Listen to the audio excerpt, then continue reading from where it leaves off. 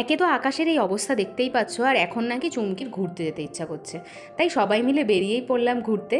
আর আকাশের যা অবস্থা, বেশি দূর যাওয়ার সাহসটা দেখালাম না, তাই হাঁটতে হাঁটতে সবাই মিলে এই বাইপাসের দিকটা চলে আসলাম।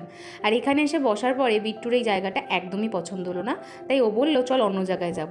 সামনেই ছিল মেট্রোপলিটন দুর্গাবাড়ি, তাই ডিসাইড করলাম ওইখানে একবার চলে যাই। আর যারা বেলেঘাটায় থাকো এই জায়গাটা তাদের জন্য পরিচিত, কিন্তু যারা চেনো না তাদেরকে আমি বলে দিই, বাইপাস ধাবার ঠিক অপোজিট ফুটেই রয়েছে এই মেট্রোপলিটন দুর্গাবাড়ি, যেখানে রয়েছে মা দুর্গার একটা সুন্দর মূর্তি। আর এখানে প্রতিদিন কিন্তু খুব সুন্দর করে পুজো হয়। সন্ধেবেলা যখন আমরা গেছিলাম তখন অলরেডি পুজো হচ্ছিল। আর শঙ্খ প্রতিযোগিতায় যে কে নেমেছে দেখো। এই দুর্দান্ত স্কিল দেখে আমরা চলে গেলাম মিও অমরেতে। সেখানে গিয়ে ক্রিমি চিকেন রোল আর এই ব্লুবেরি চিজ কেকটা ট্রাই করলাম।